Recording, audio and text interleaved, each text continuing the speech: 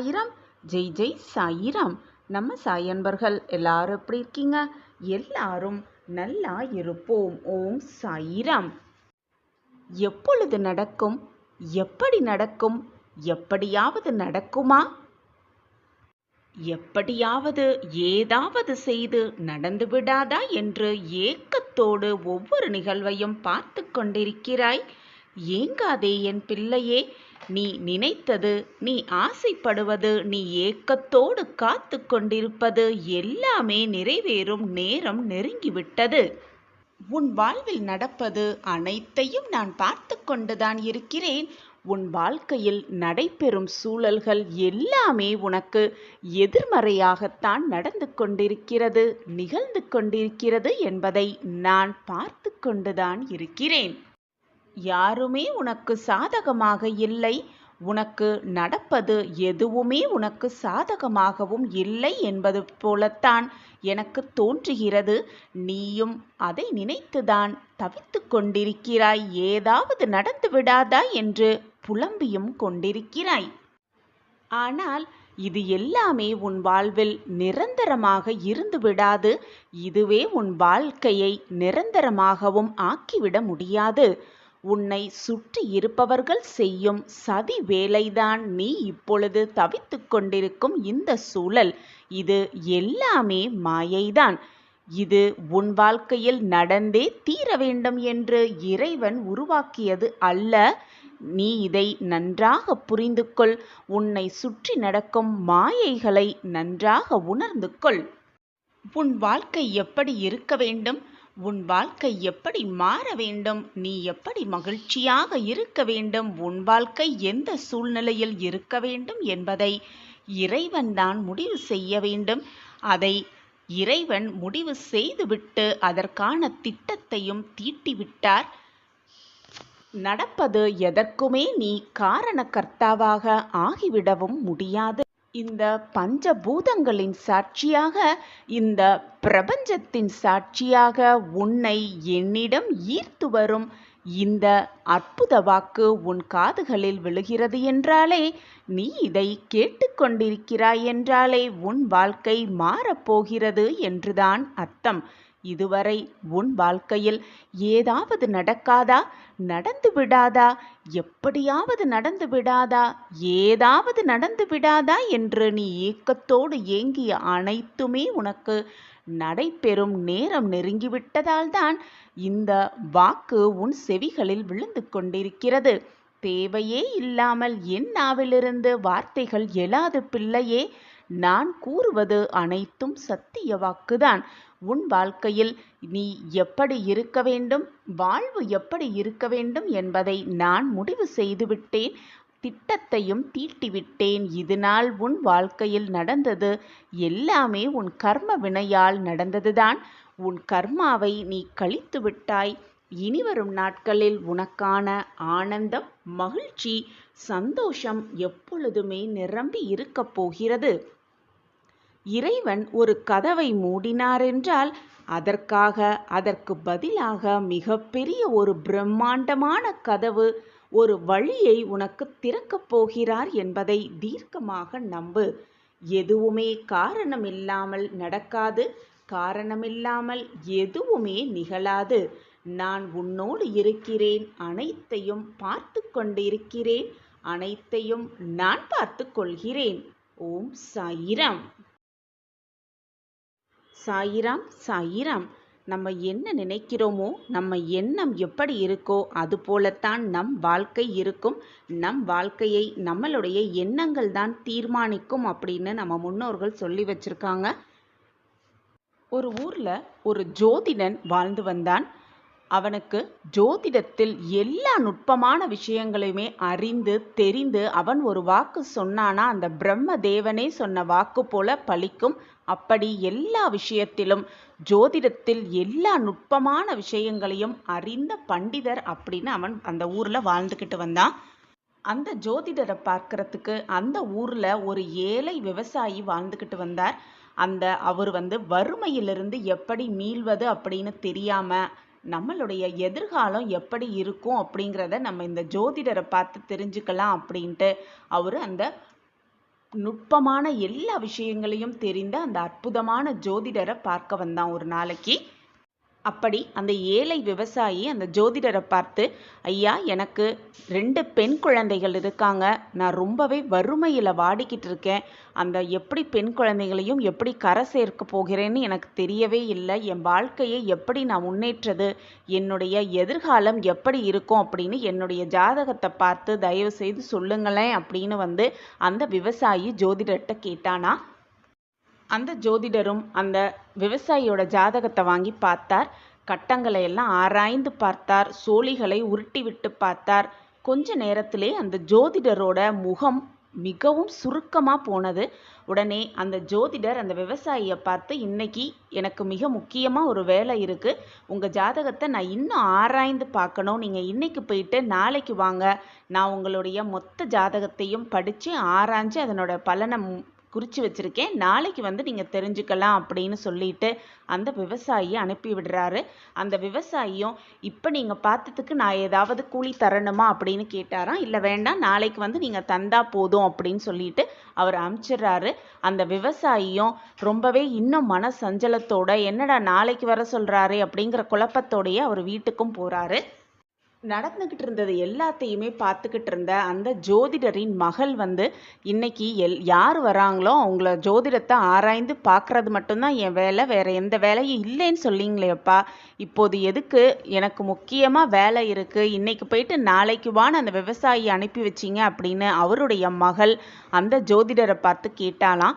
அப்போது அந்த ஜோதிடர் சொன்னாங்களா, என்னம்மா இது பெரிய துயரமா இருக்கு, அவரோட வாழ்க்கை இன்றோடு முடிய போகிறது. நாளைக்கு அவர் உயிரோட இருந்தா அதுதான் பெரிய அதிசயம்.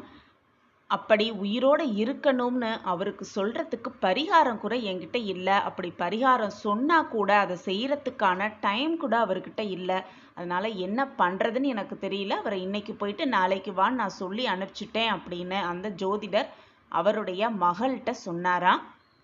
அந்த விவசாயி வீட்டுக்கு போகிறதுக்காக வயல்வெளிகளில் நடந்து போயிட்டு இருக்கும்போது திடீர்னு பயங்கர சூறாவளி காற்றோட மழை பெய்ய ஆரம்பிச்சிச்சு. அந்த வயல்வெளியில் ஒடுங்க கூட இடமே இல்லை.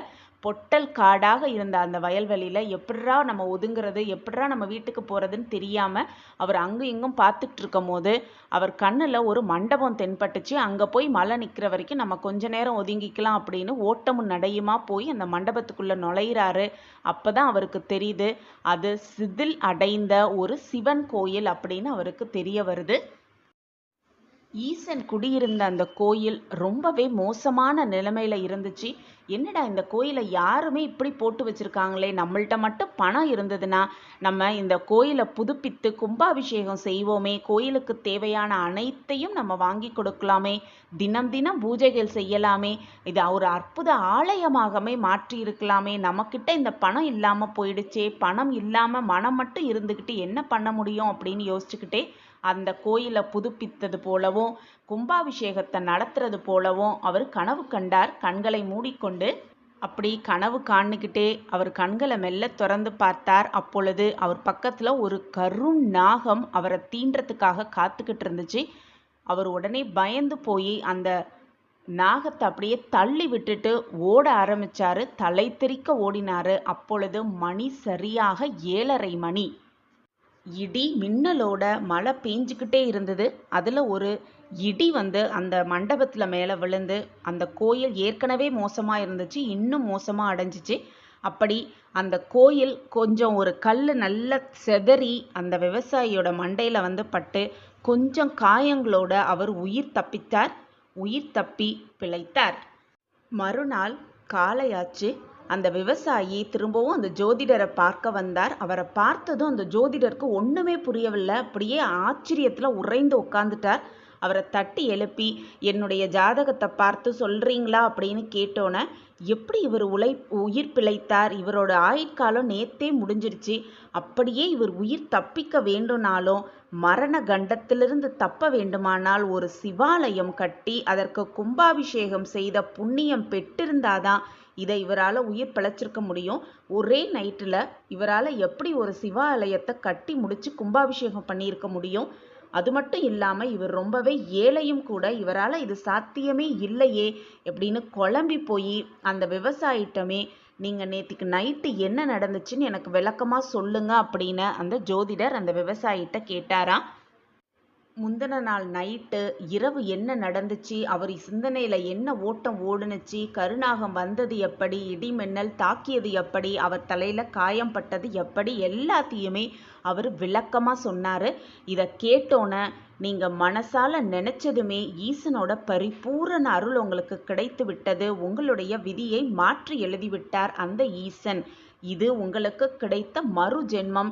இனி எந்த குறைகளும் உங்களுக்கு வரவே வராது. நிம்மதியாக நீங்கள் வாழ போகிறீங்க. நிம்மதியாக போய் வாருங்கள் அப்படின்னு கூறி அந்த விவசாயியை ஜோதிடர் அனுப்பி வைத்தாராம்.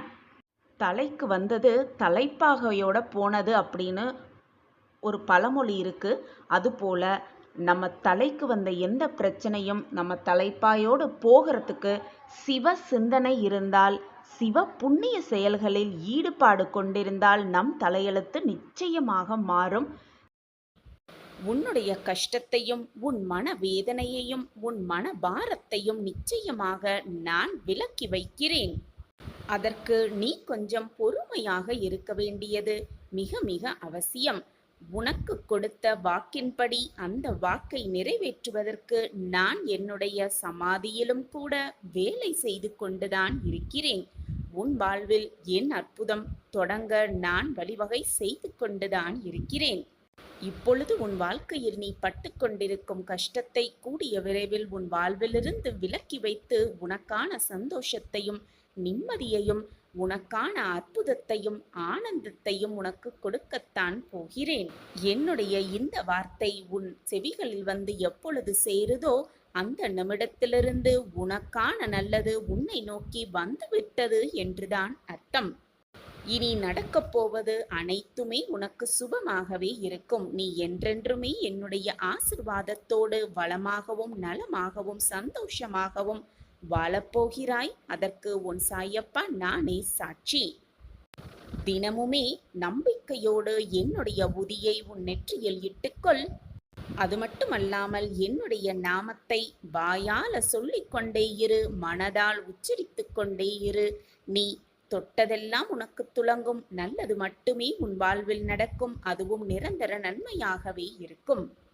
பெருந்தன்மை என்பது என்ன தெரியுமா? உன்னால் முடிந்ததை விட அதிகமாகவே மற்றவர்களுக்கு கொடுப்பதுதான் பெருந்தன்மை. பெருமை என்பது உனக்கு தேவையானதை விட மிக மிக குறைவாக எடுத்துக்கொள்வதுதான் பெருமை. உன்னோடு நான் இருக்கிறேன் குழந்தையே. இனி உன் கஷ்டங்கள் எல்லாம் உன்னை விட்டு விலகும் நேரம் நெருங்கிவிட்டது. வாழ்க்கையில் நீ அனுபவித்த வேதனை, துயரம், சோதனை மற்ற எந்த இக்கட்டான நிலையை வேறு யாராவது அனுபவித்துக் கொண்டிருந்தால் அவர்களுக்கு உன்னால் முடிந்த உதவிகளை செய்து கொண்டே இரு. எப்பொழுதுமே செய்து கொண்டே இரு. தர்மங்களில் தலையாயது உதவிதான். தேவைப்படுபவர்களுக்கு உதவுவது. அவர்களின் உதவியற்ற நிலைமையை பார்த்து ஏளனம் செய்யாதே, சந்தோஷப்பட்டும் கொள்ளாதே. யாரேனும் உனக்கு தீமையை செய்தாலும் அதற்கு பழிக்கு பழி வாங்க வேண்டும் என்று நினைக்காதே. அவர்களுக்கு நீ ஏதேனும் செய்யும்படி காலம் பணிந்தால் உன்னால் இயன்ற நன்மையை செய். அது உன் வாழ்க்கைக்கு ரொம்பவே நல்லது. வருவது வரட்டும். உறுதியாக எப்போதும் நிதானத்துடனும் நம்பிக்கையோடும் செயல்பட்டு பார். அப்போது நீ மிகுந்த பலனை நிச்சயமாக அடைவாய். நான் உன்னோடு இருக்கும்போது ஏன் அப்படி நடந்து விடுமோ, இப்படி நடந்து விட்டால் என்ன செய்வது என்று என் நேரமும் கவலைப்பட்டு கொண்டே இருக்கிறாய். ஒரு காரியத்தில் ஏமாற்றமோ தோல்வியுற்றாலோ வருந்தி விடாதே. அதில் பெற்ற அனுபவத்தை கொண்டு அடுத்த முயற்சியில் திறம்பட செயல்பட்டு கொண்டே இரு. ஓடிக்கொண்டே இரு, போராடிக்கொண்டே இரு. வெற்றியை நிச்சயமாக உன்வசமாக்கிக் கொள்ளலாம். மீண்டும் மீண்டும் தோல்வியடைந்தால் ஏன் எங்கு தவறு செய்கிறோம் என ஆராய்ந்து பார். தோல்வியடைந்தால் வாழ்க்கை முடிந்துவிட்டது என்று அர்த்தமே இல்லை. எனவே எதற்காகவும் அஞ்சாதே. இந்த நிலையும் உனக்கு மாறும். நீ விரும்பும் அனைத்தும் கிடைக்கும். எனவே கவலையே கொள்ளாதே. நீ நினைப்பதற்கு மேலாக உன் வாழ்க்கையில் உன்னை உயர்த்துவதற்காகவே நான் வேலை செய்து கொண்டிருக்கிறேன் என்பதை எந்த நொடியும் மறந்தே விடாதே. கூடிய விரைவில் என்னுடைய அற்புதம் உன் வாழ்வில் ஆரம்பித்துவிடும். உன்னை யாரெல்லாம் அளவைத்து மனம் நோகும்படி நடந்து கொண்டார்களோ அவர்களுடைய ஆட்டத்தையெல்லாம் அடக்கும் நேரம் வந்துவிட்டது. இனி என்னுடைய ஆட்டத்தை நீ கண்குளிர பார்க்கத்தான் போகிறாய். உன்னுடைய கவலைகள் எல்லாமே ஒவ்வொன்றாக மாறப்போகிறது. அற்புதம் உன் வாழ்வில் நிகழப்போகிறது. வானம் கருமையடைந்தால்தான் அதிலிருக்கும் அழகான நட்சத்திரங்கள் ஜொலிப்பதை கண்குளிர காண முடியும். அதே போல உன் வாழ்க்கையிலும் துன்பங்கள் உன்னை சூழ்ந்து கொண்டிருக்கிறது என்றால் உன் வாழ்வு மிக பிரகாசமாக மாறப்போகிறது, மிக மிக ஜொலிப்பதாக மாறப்போகிறது என்பதை புரிந்து கொண்டு செயல்படு. உனது குருவாகவும் நானே இருப்பேன். உன் தாயாகவும் தந்தையாகவும் அனைத்துமாகவும் நானே இருந்து உனக்கு செய்ய வேண்டியதை, உனக்கு வழங்க வேண்டியதை கொடுத்து கொண்டே இருப்பேன், வழங்கிக் கொண்டே இருப்பேன். அந்த விஷயத்தை உனக்கு தெரிந்தும் தெரியாமலும் ரகசியமாகவும் மறைமுகமாகவும் நான் உனக்கு வழங்கிக் கொண்டே இருப்பேன். மற்றவர்கள் கண் பார்க்க உன்னை எப்பொழுதும் தாழ்ந்து போக விட்டுவிட மாட்டேன் என் பிள்ளையே. மற்றவர்களுக்கு நல்லது செய்தால் நம் வாழ்வில் நல்லது நடக்கும் என்று பலனை எதிர்பார்த்து உதவி செய்யாதே. உன் பிரச்சனை எதுவானாலும் அதற்கு நிச்சயமாக ஒரு பரிகாரம் உண்டு. மனதால் என்ன உதவியை செய்ய இயலுமோ, எதை கொடுக்க முடியுமோ அதை மனதார கொடு. அதை செய்தால் பிரதிபலனை எதிர்பார்க்காதே. பிரதிபலனை எதிர்பார்த்து செய்யும் உதவி நிச்சயமாக உதவியாகவே இருக்கவே முடியாது. உன் பிரச்சனைகளுக்கான தீர்வு என்னிடம் இருக்கிறது. ஆனால் என் பிரச்சனை யாராகவும் தீர்க்கவே முடியாது என்று நீயே தவறாக சித்தரித்துக் கொண்டு எங்கெங்கோ தேடி அலைந்து கொண்டிருக்கிறாய் உன் தீர்வை. ஆனால் அது என்னிடம் இருக்கிறது. அதை நான் வைத்துக் கொண்டிருக்கையில் நீ எங்கு போய் தீர்வை தேடி அலைந்து கொண்டிருக்கிறாய்? உன்னை காயப்படுத்த வேண்டும் என்று சிலர் உன்னிடம் வந்து பேசிக்கொண்டுதான் இருக்கிறார்கள். அதற்காக உனக்காக கூறப்படும் அந்த சொற்களுக்காக வருந்தாதே. மன தைரியத்தை வளர்த்துக்கொள். உன் மன நிம்மதிக்கான ரகசியமே இதுதான். என் அன்பு குழந்தையே, வெகு நாட்களாக நீ என்னிடம் கேட்ட ஒன்றை நான் உனக்கு தரப்போகிறேன். நான் கண்டெடுத்த பொக்கிஷம். உன் வேண்டுதல் எப்படி தோற்று போகும்? நீ உன் கடமையை திறம்பட செய்து கொண்டே இரு. தேவையில்லாத பேச்சுகளையும் தேவையில்லாத மனிதர்களையும் நினைத்து வீணாக உன் மனதை நீயே கெடுத்து கொள்ளாதே. உன்னுடைய பலம் மிகுந்த அந்த ஆற்றலை வீணாக தேவையில்லாத சொற்களுக்கும் தேவையில்லாத மனிதர்களிடம் செலவழிக்க எண்ணாதே என் குழந்தையே. இதுநாள் வரை உன் மனதில் இருந்த வேதனை, துக்கம், தோல்விகளால் மனம் வெறுத்து போய் பரிதவித்தது எல்லாம் முடிவு பெறப்போகிறது. உன்னுடைய உழைப்பிற்கு ஏற்ற பலன் நிச்சயமாக கிடைக்கும். உன் வேண்டுதல் எப்படி தோற்று போகும்? நிம்மதியும் சந்தோஷமும் அழகாய் பூத்து குலங்கும் வண்ண மலர்களைப் போல் இனி உன் வாழ்க்கையில் வசந்தம் வீச துவங்கும். உனக்கு அனைத்துமாக உன் சாயி தேவா இருக்கும் பொழுது எதற்காக உனக்கு இந்த கேள்வி? என் வேண்டுதல் வீண் போய்விடுமா என்ற கேள்வி உன் மனதில் எண்ணவே கூடாது. எப்பொழுதுமே கலங்காமல் இரு. நான் உனக்கு எப்பொழுதுமே துணையாகவே இருப்பேன். குழந்தையே, நீ எப்பொழுதும் என்னிடம் வைக்கக்கூடிய வேண்டுதல் அனைத்துமே பலிக்க வேண்டும் என்பதுதான் உன்னுடைய பிரார்த்தனையாகவே இருக்கிறது. இது எனக்கு நன்றாகவே தெரியும் என் குழந்தையே. உனக்கு எந்த நேரத்தில் எதை செய்ய வேண்டும், எப்படி செய்ய வேண்டும் என்று எனக்கு தெரியும். உன்னை படைத்தவனுக்கு தெரியும். எனவே என் குழந்தையே, எப்பொழுதும் வந்து எனக்கு இதை கொடுங்கள் சாயப்பா, என் வாழ்க்கையை இப்படி மாற்றிவிடுங்கள் சாயப்பா என்று என்னிடம் வந்து இதை கொடுங்கள், அதை தாருங்கள் என்று கேட்காமல், சாயிநாதரே, என் வாழ்க்கைக்கு எது நன்மையோ அதை எனக்கு ஆசிர்வாதமாக கொடுத்தாலே நான் மிகவும் சந்தோஷமாக இருப்பு. இப்படி மாற்றி வேண்டிப்பார், இப்படி பிரார்த்தனை செய்து பார். நீ நினைத்ததை விட 10 மடங்கு மேலாக நான் உனக்கு திருப்பி தருவேன். குழந்தையே, நீ உன் வாழ்க்கையில் கஷ்டங்கள் இல்லாமல் வாழ விடலாம். உன்னை படைத்த, உன்னை இயக்கிக் கொண்டிருக்கும் உன் சாயப்பாவிற்கு தெரியாதா உனக்கு எதை எப்பொழுது எப்படி கொடுக்க வேண்டும் என்று? ஏன் உன் மனதை குழப்பிக் கொண்டிருக்கிறாய்?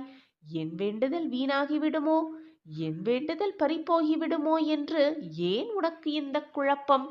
உன் வேண்டுதல் எப்படி தோற்றுப் போகும் என்று நீ நினைக்கிறாய்? என்னிடம் பிரார்த்தனையாக வைத்த எதுவுமே நிச்சயமாக தோற்காது.